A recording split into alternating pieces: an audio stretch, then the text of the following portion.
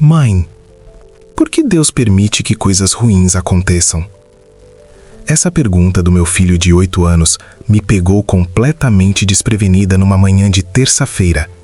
E a minha resposta mudou não apenas a vida dele, mas transformou toda a nossa família. O que aconteceu nas semanas seguintes me mostrou que eu estava desperdiçando os maiores presentes que Deus nos dá através das crianças. Sou Ana Clara, e aqui no Entre Céu e Casa acreditamos que os maiores desafios da maternidade são também as maiores oportunidades de crescimento. Quantas vezes você já se sentiu perdida diante de uma pergunta difícil do seu filho? Aquela sensação de que você deveria saber a resposta, mas na verdade se sente completamente despreparada. Hoje vou mostrar como transformar esses momentos desafiadores em pontes para fortalecer a fé familiar. Você vai descobrir 4 estratégias práticas que mudaram completamente a dinâmica da nossa casa e criaram uma intimidade espiritual que eu nunca imaginei ser possível. Mas antes, preciso te contar sobre o dia em que quase destruí a confiança do meu filho sem nem perceber. Era uma manhã comum de terça-feira. Eu estava preparando o café da manhã quando Pedro, meu filho de 8 anos, desceu as escadas com aquela carinha pensativa que toda mãe conhece. Ele havia assistido ao jornal comigo na noite anterior, e uma notícia sobre um acidente havia mexido profundamente com ele. Enquanto eu passava manteiga no pão, ele me olhou com aqueles olhos grandes e cheios de dúvida e soltou a pergunta que mudaria tudo. Mãe, por que Deus permite que coisas ruins aconteçam com pessoas boas? Minha primeira reação foi o pânico total. Senti como se todos os anos de escola dominical e estudo bíblico tivessem simplesmente evaporado da minha mente. Meu coração disparou e eu consegui apenas gaguejar algumas palavras sobre os planos de Deus serem misteriosos. Vi nos olhos do Pedro que minha resposta não havia satisfeito nem um pouquinho. Na verdade, percebi que ele ficou ainda mais confuso. Naquela época, eu acreditava que uma boa mãe cristã deveria ter todas as respostas na ponta da língua. Achava que hesitar ou demonstrar dúvida seria um sinal de fraqueza na fé. Que engano terrível eu estava cometendo. Durante anos, eu havia construído uma parede invisível entre mim e meus filhos, respondendo suas perguntas com frases prontas e chavões religiosos que não tocavam o coração deles.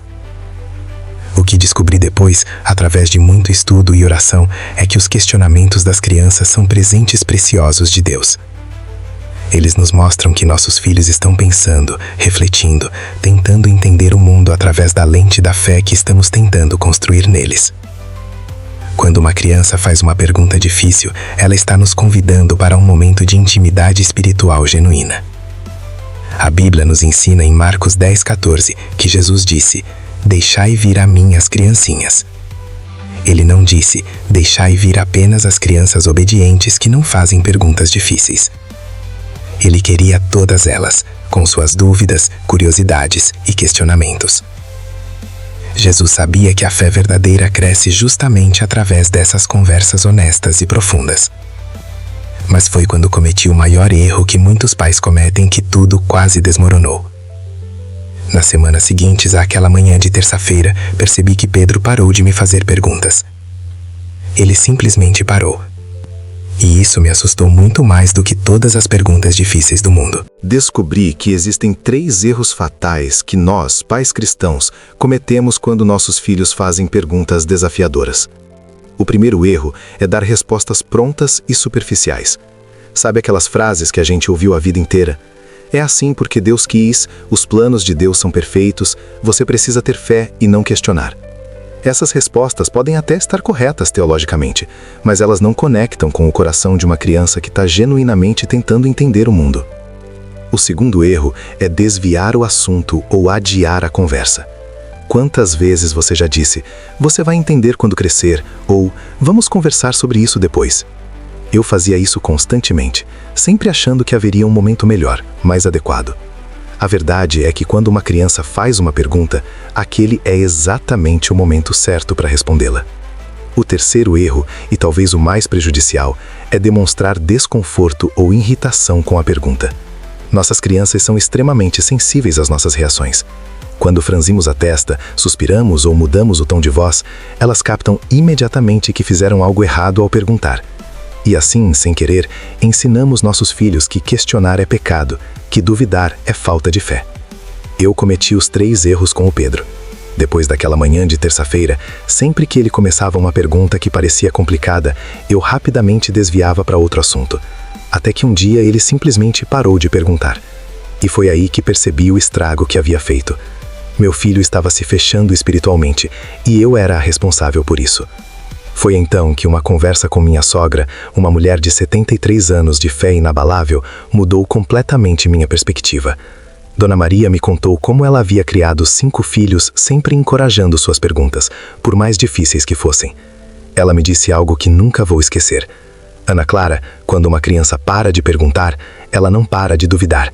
Ela apenas para de confiar em você para ajudá-la a encontrar respostas. Essas palavras me atingiram como um raio. Percebi que eu estava perdendo a oportunidade mais preciosa que existe na maternidade cristã. A chance de caminhar ao lado dos meus filhos na jornada de descoberta da fé, ao invés de tentar forçá-los a engolir respostas prontas que eles não estavam preparados para digerir. Foi quando descobri as 4 estratégias que transformaram completamente nossa dinâmica familiar.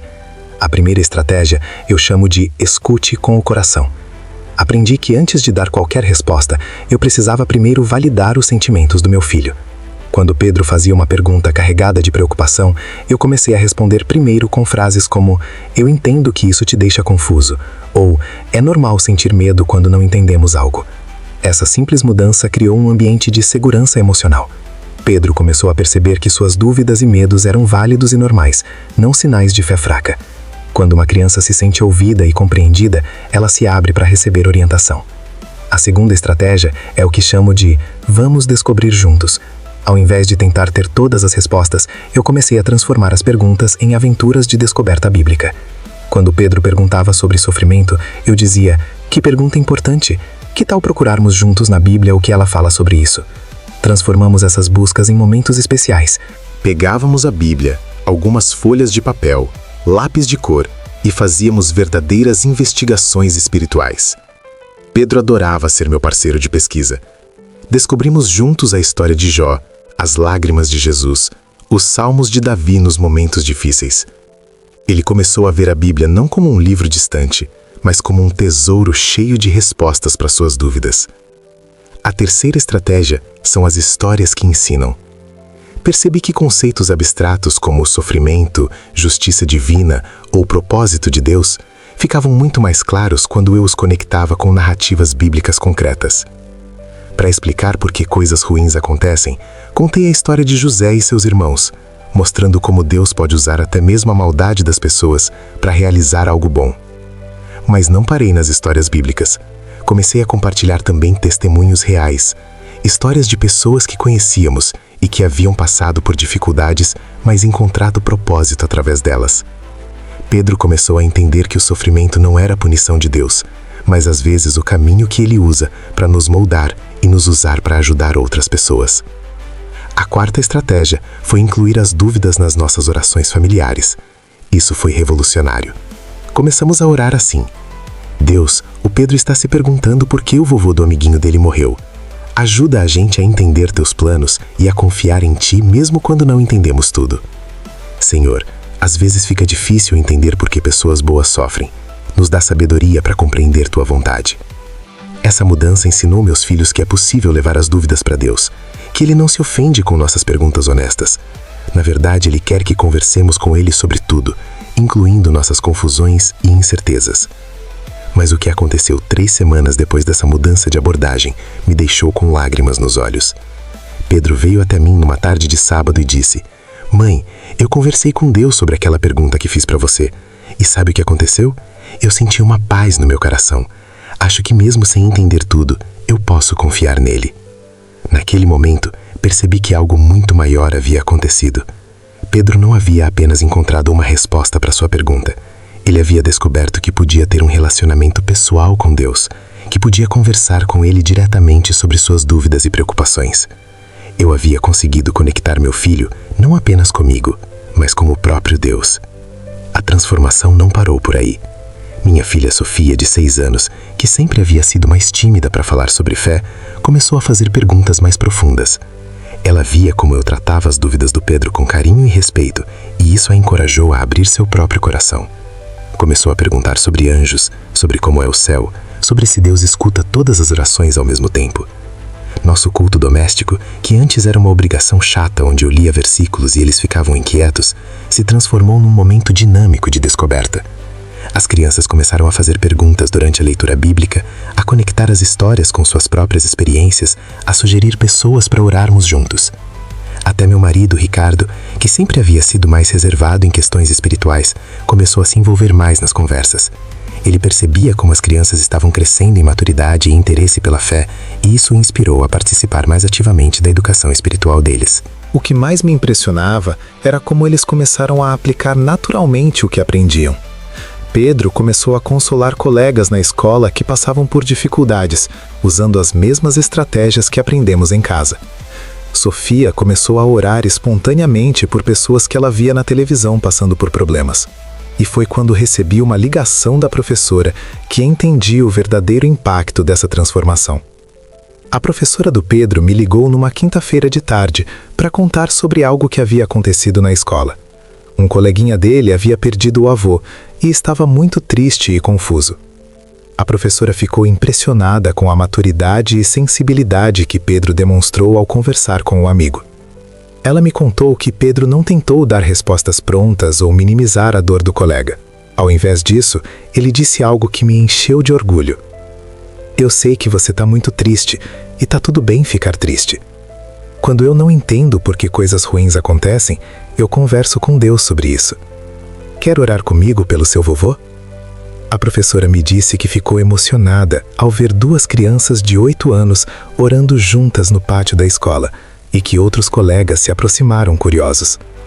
Pedro explicou para eles que orar era como conversar com Deus sobre os sentimentos e que eles também podiam fazer isso. Isso gerou um interesse tão grande que a coordenadora da escola me ligou perguntando se eu poderia fazer uma palestra para outros pais sobre como abordar questões espirituais com crianças. Foi assim que descobri que muitos pais cristãos passavam pelas mesmas dificuldades que eu havia enfrentado. Organizamos um encontro numa sexta-feira à noite e mais de 40 pais apareceram. Compartilhei as mesmas estratégias que havia aprendido e foi incrível ver o alívio no rosto daqueles pais. Muitos confessaram que se sentiam completamente perdidos diante das perguntas dos filhos e que às vezes até evitavam conversas sobre fé para não passarem vergonha.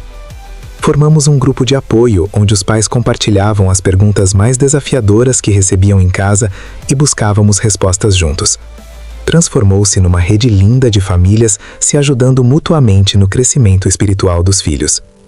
Várias mães começaram a aplicar as estratégias e me contavam os resultados.